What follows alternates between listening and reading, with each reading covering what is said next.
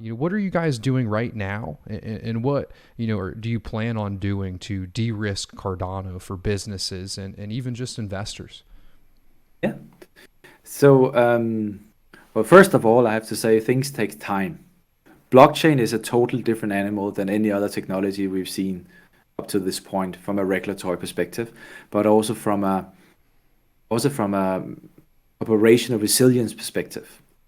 So when you take a technology and you ask a community of unidentified operators with a clear incentive, but still not a controlled incentive, to basically operate a mission critical infrastructure, you're changing the landscape. Because all other technology stacks we've been, used to working on has been controlled by, centralized entity under very clear, regulatory guidance and oversight. And, you just know when the computer works and you have two backup computers and you understand that you own the hardware and you have a backup generator, you can get really far, right? But when you outsource all the operational usage and drive to unidentified businesses and individuals because of the security architecture, that changes the game. And the second part is, of course, the regulatory part. So when I arrived in the Cardano Foundation, there was unfortunately only around maybe two IT people, and the rest were business people, marketing people, and so on. And I think they were doing an amazing job. The reason why I'm saying unfortunately is because I would have loved that the Cardano Foundation would have been even bigger, but had a lot more IT in it. Because if you really need a deep understanding of these IT perspectives to get the full effect out of what we're trying to achieve. And what we've on the first hand have done is we've really upscaled. So we have now a fairly large IT team, and we are constantly looking for more IT people. And we're even, I mean, I would like to get it to maybe 50-50 or maybe even 60-70-30 on the IT side. Because this integration layer is so important. So the first thing we've done is we're really starting to get our head around what does it mean to be a custodian? What does it mean if we're going to take over the blueprints? What does it mean in terms of also helping places like Catalyst and other places? And to do that, we needed the IT understanding, but we also need to build some products to showcase what is actually possible. And I believe you're going to have some questions with around Veritree and the Cardano Forest and some other projects later, which we've been involved in. So we can come back to that later. So first of all, more architects in-house who can understand what IoT is actually doing, help augment IoT, but also help augment the community of first use cases. The second part is very much of it's nearly a little bit boring, right? But it's so important for the people and the businesses.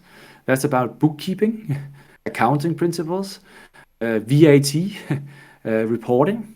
And we are forcing ourselves to eat our own blockchain in certain aspects. So we're trying to do as much bookkeeping and trying to do as many transactions as possible on the blockchain, which forces us to be compliant with, first of all, the Swiss system, because we are incorporated in Switzerland. And then we are working with different, let's say, countries and different companies to get some more clarity around how is these cash flows actually running.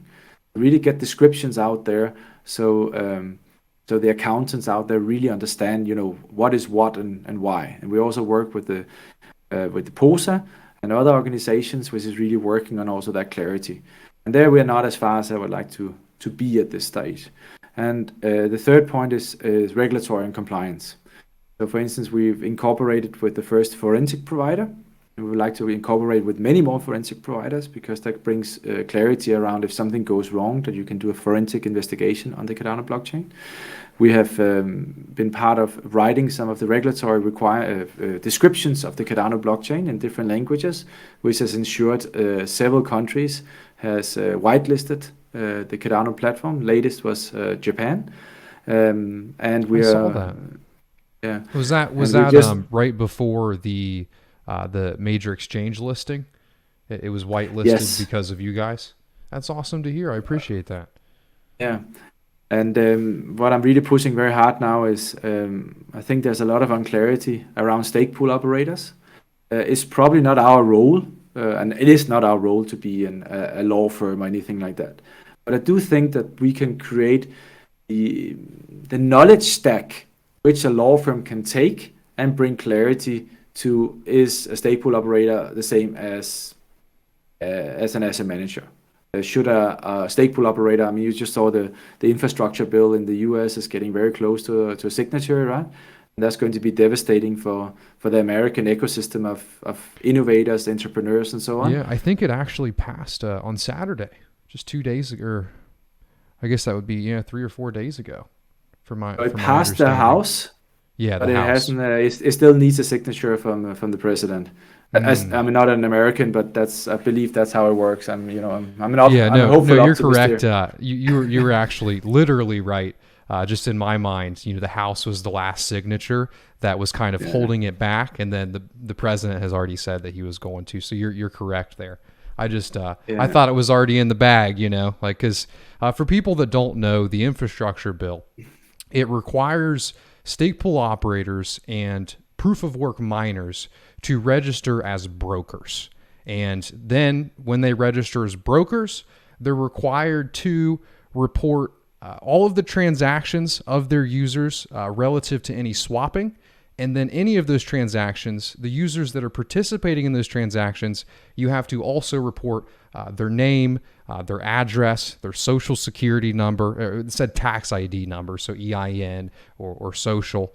And we just can't comply with that. If we could, we would love to comply with the government, but they're passing a law that in its current standing is physically impossible for us. So SPOs in the United States are left with two options: either don't follow the law and risk being fined or going to jail, or leave your hometown. So it is a big deal, and that is actually a question that I had for you guys: is we do anything to support U.S. SPOs, and is that your role? And you mentioned that that you feel that it isn't your role. So why do you feel that's not your role? And two, when you guys you state that regulation is a big focus, correct? So is that just writing essentially guidelines and educating governments as far as what SPOs are? And then is that kind of how you want to deal with regulation? I'm sorry for giving you a mouthful there. No, it's a great question, and it's something we discuss a lot internally as well. So for me personally, the line goes exactly at this stage. So we should not sacrifice one single country for the good of the protocol. We should always be thinking about scalability. So if we would, let's say, go the full mile and act like a law firm and do legal opinions and be like the lawyer of the Stakepool operators, we take too much liability compared to other countries. So we could technically do that, but it would mean that we are sacrificing a lot of other countries because we would put the liability straight back to us. So I think it is our job to ensure that we have the sufficient documentation, that the politicians are, let's say, educated on that the big law firms, and for instance, the US, that they actually know what is the difference between a Stakepool operator with us and with another third generation blockchain, and what is the difference between mining and so on. Because when you follow the debate, it was very clear that a few of the politicians, they actually knew exactly what it was all about, but the majority didn't. The majority just didn't care about an emerging industry with a lot of entrepreneurship, which is now going to be kind of shot in the foot, and suddenly the US cannot be part of probably the most important technology which is hammering out there right now. So we're talking a lot about a lot of GDP, a lot of jobs, a lot of money, and a lot of opportunities for not just for states and so on, but for the whole country, right? Yeah. And I think that makes me really sad, because I think they're not doing it out of an evil will. They're just doing it out because it's really hard, actually, if you're new to Cardano or if you're new to blockchain, to go in and get that professional read, which actually very much clarifies, for instance, the money flow. So when I speak to a lot of regulators, I have this opinion that if I own ADA and I'll be staking to your Stakepool, that what actually happens is that I'll be sending money to you, and you will be sending some kind of a yield back to me. But as you and I both know, who can read a bit of code, or at least the architecture part of it, we know that's actually not what's happening. what's actually happening is I give you an IOU, which is a signal of trust, but the money is never in your control, nor is the money locked or blocked in any way with you. So they can actually, from a regulatory perspective, in most countries, not be seen as being in your hands. So it's more like a token of trust which we're sending, and then it's basically registered on a public ledger, which allows that we can do this bookkeeping, and then the rewards which your stake pool might earn based on several factors, right? You can then build a business model around that, and the reward who then comes back, if you choose to share it, is actually coming back from the protocol and not coming back from you. And this little subtle difference, and now I explained it very binary, and there's we can put some more things to make it more complicated. Just having that diagram to show a regulator will change the regulator's view on, is it asset management? Is this actually a broker? Is this, what is this really, right? Yeah. And the problem is that there's a lot of third generation blockchains out there, and there's some big ones, and they all do it slightly different, but none of them are very illustrative, and none of them has a user, let's say, experience which is meant for a regulator or meant for a politician. And I would love that we, in the next 5 years or whatever time frame, that we get to a level that we have specific tools which is meant for the RRS, which is meant for the regulator, which is meant for other bodies who happens to in certain ways be responsible for certain parts of our actions, or at least have a view on what we do, that they can actually look at the real facts with their lens and not just the facts from a senior Haskell developer's eyes. Yeah. And that makes sense. That is, yeah. Sorry, go ahead.